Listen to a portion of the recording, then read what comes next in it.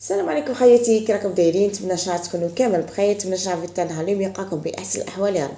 اليوم ان شاء الله غندير لكم وصفه بنينه بالبزاف. اليوم غادي نبعدوا شويه على الحلويات، نظرا لرغبات الاخوات بغيت نلبيها لكم. قالوا لي بلي بعدينا شويه على الحلويات ودينا مملحات. اليوم غندير لكم مملحه روعه بنينه بزاف واقتصاديه بحشو رائع، ينفعكم بزاف بزاف في هذه الفتره تاع الامتحانات. الوصفه تاعنا اليوم تقدري تسميها كوكا، تقدري تسميها محاجم معمرين، حاجه بديله، حاجه اقتصاديه وبدون زبده التوريق. غادي نشوفوا الوصفه تاعنا اليوم ومقاديرها. نقول لكم ما تنسوش بلي جابوا لي كومونتير هكا تشجعوني اكثر واكثر. تلاه بالمقادير نحتاجو في هذه الوصفه. نحتاجو نجيبو اناء نديرو فيه 5 كيسان تاع فرينه اللي هو طحين، نديرو ملعقه تاع ملح، ملعقه صغيره تاع ملح، ونديرو بيض. نستحضروا هذاك الصفار غادي نحتاجوه باش نديروه من الفوق فقط. هنا تقدري تستغني على البيض الناس اللي عندهم حساسيه من البيض. نخلطوا هذوك المقادير كامل مع بعض ونلموا العجينه تاعنا فقط بالماء. هنا هذه العجينه من الاحسن انكم تعجنوها في الليل والصباح عاد تخدموا بها باش تكون مريحه وتعطينا الطوع في الخدمه. انا غادي نلمها بالماء. كميه تاع الماء نحتاجو حوالي كاس ونص تاع ماء، ثم ديروا الكاس الاول ومن بعد تضيفوا الكاس الثاني تدريجيا حتى تلتم لكم العجينه هكا، ونتحصلوا على عجينه تكون طريه وتكون ليس. نعجنوها فقط 2 عجينات فقط، ما نعجنوهاش بزاف، ونخلوها قسموها على 6 كورات ونخلوها ترتاح. انا بعد ما كوناها حوالي 6 كرات نجيبوا البلا اللي غادي نخلوه ترتاح فيه، ندهنوا بكميه قليله من الزيت ونحطوا كامل دوك الحبات. وهذوك الحبات لازم علينا ندير لهم كميه لبس بها من الزيت باش ما ديناش قشره من الفوق ولا جيت تساعدنا بزاف في الخدمه. انا غادي نغطيها بفيلم اليمونتير ونخلوها في الثلاجه. انا صراحه خدمتها في الليل والصباح عاد خدمت بها. ولا كنت مقلقه خدميها عجني العجينه تاعك وخليها واحد 10 دقائق وخدمي بها عادي. هنا بعد ما ارتاحت لنا العجينه وباتنا ليله كامله في الثلاجه ما تخافيش عليها، نجيبو هنايا سطح العمل ونرشو بكميه لبس بها من الزيت ونبدا نحل في العجينه تاعي. طريقه تاع كيما نحل المسمن، طريقه بسيطه وسهله، فقط بالاطراف تاع الاصابع بهذه الطريقه نحلها كامل حتى كيما حنا نقولوا نشوفوا سطح العمل نشوفوه من تحت. العجينه تاعنا كي تريح تعطينا الطوع في الخدمه. كيما نعرفوا الفرينه سهله في الخدمه، بصح كي نولي نحلو فيها تقعد تولي لكم. على بها قلت لكم هذه خدموها في ليله من قبل والغدوه من داك عاد تحلوا فيها بهذه الطريقه. هذاك شنو نحتاجو؟ عندنا كميه من الزبده، نحتاجو حوالي في هذه الكيفيه نحتاجو حوالي 125 غرام تاع زبده. هذيك الزبده كما تلاحظوا كانت شويه شاده روحها. من الاحسن انكم ديروها في اناء وتزيدوا معها كميه من الزيت وحلوها مليح وبداو ترشوا بها بهذه الطريقه. سمحوا لي الاخوات على رداءة الصوت، الله غالب كيف تعرفوا وقت لاغريب. انا لاغريب دائما ملي تبدا المشتى ما تخطينيش. نحلوا هذه العجينه بهذه الطريقه، نوزعوا كامل هذيك تاع كامل الزبده من فوق ونبدو نطبقوا فيها كيما نطبقوا المحاجم بهذه الطريقه.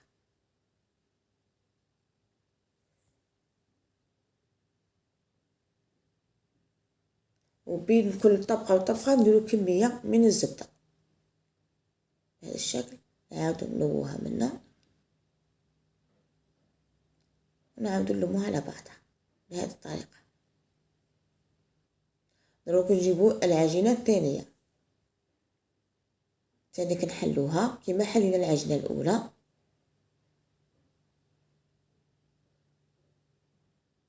انا بعد ما حليناها ورشيناها كميه من هذيك الزبده اللي كنا مخلطناها مع الزيت، نضيفوا هذيك العجينه اللي حليناها الاولى نديروها في الوسط. الفيديو راه يوضح لكم كامل التفاصيل. انا بغيت نهضر هكا باش نفهمكم اكثر واكثر. الغرض تاعي من هذا الفيديو انني نفهمكم الطريقه باش تنجحوا في هذه الوصفه. صدقوني تجي مقرمشه، تجي شابه بزاف. خص اخوات اللي يبغوا المملحات، راني لبيت لكم الرغبه تاعكم. لكم باغيين نكمل طريقه المملحات، ما عليكم تكثروا لي غير لي جيم، ونقعد ان شاء الله مره على مره نجيب لكم انواع من المملحات وانواع من الطبخات اللي تساعدكم. نعاود نحلو العجينة الثالثة بنفس الطريقة، ونعاود نرشوها كمية من الزبدة، ونحطو العجينة هذوك زوج نديرهم مع بعض، نديروها تانيك من الفوق.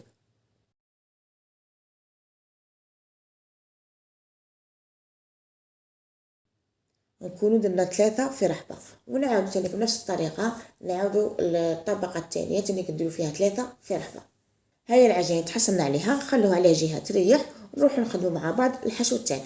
الحشو نحتاجو فيه، انا جبت كمية من البصل، قطعتها شرائح حوالي 2 حبة تاع بصل، ودبلتهم كمية من الزيت، ومن بعد ضفت لهم حبة تاع جزر مرابية، معاها حبة تاع كابوية اللي هي كورجيت تنيك مرابية. ماذا بيكم تدخلوا الخضر للاولاد تاعكم، كيما نعرفوا الاطفال عندهم حساسية بيبغوش الخضر، بصح بهذه الطريقة غادي ديرهم الخضر وياكلوها بلا ما يحسوا. هنا بعد درت لهم كميه من اللحم المفروم بولي اشي. نتوما اللي عندكم متوفر ديروه، تقدروا تستغنوا على اللحم المفروم ديروا فقط الخضار. درت معاها سنينه تاع ثوم، ونخلطوا جميع المقادير. هنايا الحشو عندكم اختياري، كل وحده شنو متوفر لها في المنزل، وكل وحده وش يبغوا وليداتها. نخلطو مليح، ومن بعد نضيفو التوابل باش نحتاجو في هذه الوصفه. عندنا ملح، فلفل اسود، كركم، زنجبيل، درت مغرف تاع موطارد، ودرت ملعقه تاع توابل الدجاج، ودرت معاهم رشه تاع كمون اللي تعطيها بنه رائعه، ودرت معاها ملعقه صغيره تاع طماطم مصبره. بعد ما قلت هذوك المقادير كامل دوك التوابل الدابجه، ضفت لها حوالي 2 حبات تاع طماطم اللي يكونوا مرابيين، ودرتهم يتقلوا مع بعض. بعد ما تقلوا هذوك كامل المقادير وهذيك الطماطم راحت لهذيك لاسيد تاعها، نمرقو هنايا بكاس صغير تاع ماء، ونخلو الحشو تاعنا يطيب،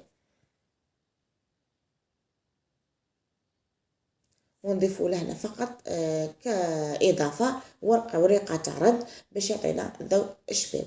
غادي نخلو الحشو تاعنا يطيب ويبرد، ومن بعد نتلاقاو نكملو الوصفة تاعنا. هادوك زوج خبزات هذا هما اللي تحصلنا عليهم. نجيبو دروك الخبزة الأولى، لازم عليكم باش تخدموا هاد الطريقة ديروا لها الكمية من الزيت من تحت باش ما تلصقلكمش العجينة. هنا شنو نحتاجو باش نخدموا العجينة تاعنا؟ نجيبو كمية من الطحين، نرشوها في سطح العمل، ونبدو نحلو في العجينة تاعنا. هنا نحلو بالمساعدة تاع الطحين بالوريق. هنا الا كان شدتوا العجينة تاعكم فيها فقاعات عادي تقدروا تحلوهم كيما حليتهم انا، وتخلصوا من هذاك الهواء وتعاودوا تحلوها بهذه الطريقة. انا هذا الوقت راني نحل في العجينه تاعي، وميم طون ندير الفرن تاعي يسخن على درجه باش تنجح لنا هذه الوصفه. هنا بعد ما حلينا العجينه تاعنا وحطيناها في البلا تاعنا يكون الطول تاعه 30 سنتيمتر على 40 سنتيمتر. هنا نجيبو بعد نحطها بهذه الطريقه، البلا تاعنا ما ندهنوه ما والو، ونحطو العجينه تاعنا. هنا نجيبو كميه من الجبن للطلي عادي. هذه اقتراح، تبغي ديريها تبغي ما ديريهاش، كيما نعرفوا الاطفال يبغوا بزاف الاجبان، ماذا بيك ديريها لهم باش تجيهم بنينه. درت هذيك الكميه من الجبن، وجبت الحشوه تاعي بعد ما بردت تماما. هنايا عندي ملاحظه فقط، وما ديروش الغلطه اللي غلطتها انا درت كميه كبيره تاع الحشو وخرجت لي في الاطراف. نتوما نقصوا شويه كميه من الحشو. هنا درت الحشو عفوا وزعته كامل على العجينه تاعنا بهذه الطريقه، بهذا الشكل.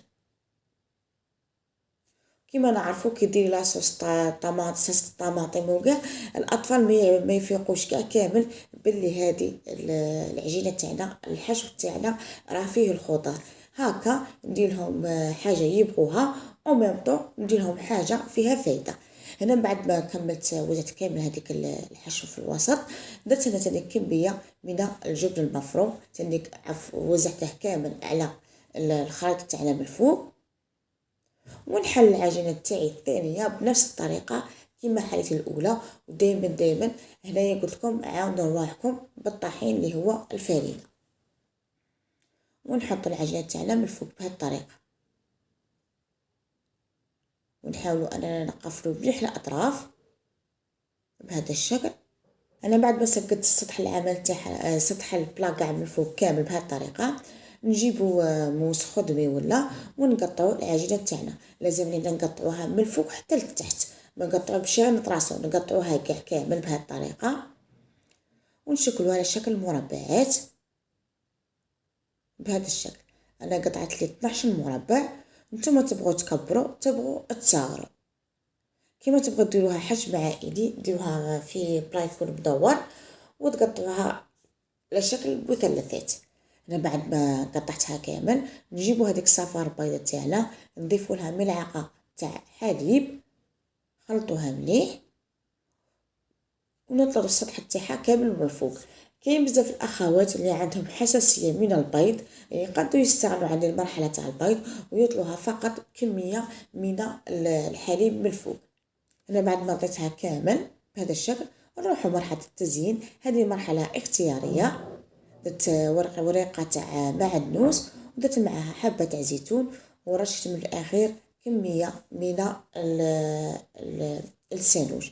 هنا نروحوا طريقه الطهي اللي تكون طريقه مهمه ولازم عليكم تسمعوها. هذه طريقه تاع الطهي هي ان الفرن تاعنا راه مسخن على درجه، ديجا كنا سخناه بربع ساعه ولا نص ساعه من قبل. ندخلوا الكوكا تاعنا في درجه حراره مرتفعه.